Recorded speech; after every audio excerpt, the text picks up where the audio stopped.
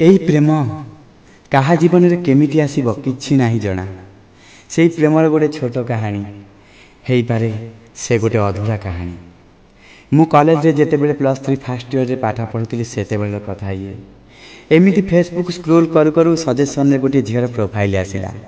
तार एबार सेक्शन को जाई देखिली तो जानिबा को पाइली जे आमरी कॉलेज रे से झियो आमर जूनियर। या पूर्वर मो जीवन में कौन से झील नथिले। या पूर्वर मु जानि नथली जे झील मानक सहित केमिति कथा हेबा आरंभ करंती कि झील मानक सहित केमिति कथा कहंती। से झील मते एते सुंदर लागिला जे मु मो निजको आ रोकी पारिलिनी। आ मेसेज बॉक्स रे जाई मेसेज टाइप कर देली, हाय यू आर ब्यूटीफुल आ सेंड कर देली। तापर दिन तार मेसेज आसिला, who are you question mark dot dot dot. बस तार ई मेसेज को पढ़ी कि काहे कि जानी मन रे गोटे प्रकार डर जेमिति लागिला। डर एथिपाई जे से खराब भाभी गला कि। तथापि मु ताकू मेसेज कली, सॉरी मोर डायरेक्ट तुमको एमिति कहिबार नथिला। बस सेतिक रे शेष। तापर तार किछि मेसेज नाही कि आ कथाबार्ता नाही। किछि दिन परे ता जन्मदिन से दिन ताकू हैप्पी बर्थडे मेसेज कली प्रायतः भोर 5टा पाखापाखि। दिन जाक तार किछि भी रिप्लाई आसलानी।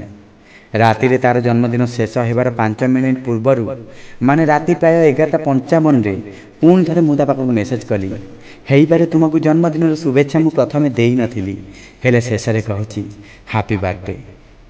ता पर दिन तार मेसेज आसिला, तमे टिके अलगा। बस एइठु हमर कथाबार्ता हेबा आरंभ हो जाइतिला। सेते नुहे हेले प्रतिदिन 2-4टा मेसेज तो हेई ही जाउतिला। मु ताको प्रायतः 2 ରୁ 3 मास पर्यंत अलग अलग प्रकार तार नंबर मागी थिली हेले सी भी बहुत सुंदर भाव में मना कर देउथिला। हेले दिने ताडू से नंबर देइथिला।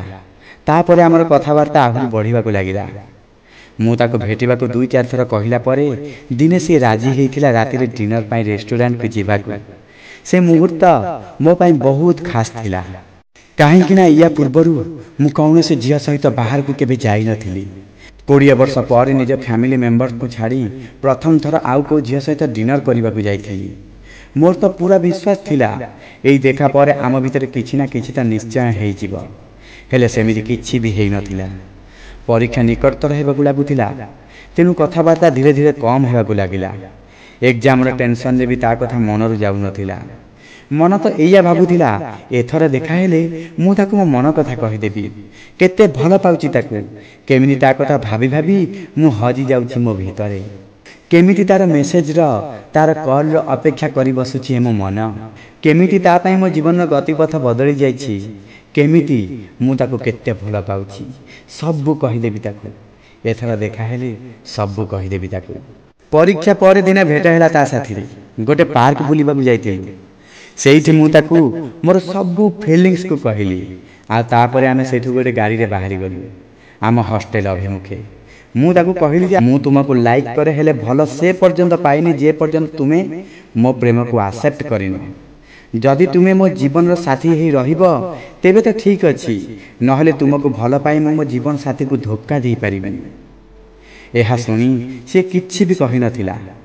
बाट सारा मु ताकू एमिति छोटे छोटे जोक्स कही हसैबा की चेष्टा करुथिली आ सी भी हसीबा को चेष्टा करुथिला। या भितरे ता हॉस्टल आसी जाइथिला। से गाड़ी रो ओल्हे स्मित हस दे चली जाइथिला। आ तापरे ना केबे भेट हैला ना किछि कथा हैला। या परे सीधा मो जन्मदिन शेष हेबार 5 मिनिट पूर्वरु जहा भाबी नथिले सेया हैला। तार कॉल आसिला आ से कहिला मु तुमको सबुठ शेष रे विश करबा को चाहूची हैप्पी बर्थडे। मु गोटे गभीर निश्वास नेली आ कहली ए आमे कोठी थरे देखा ही परिबा। से कहिला नाही आ फोन को रखी देला।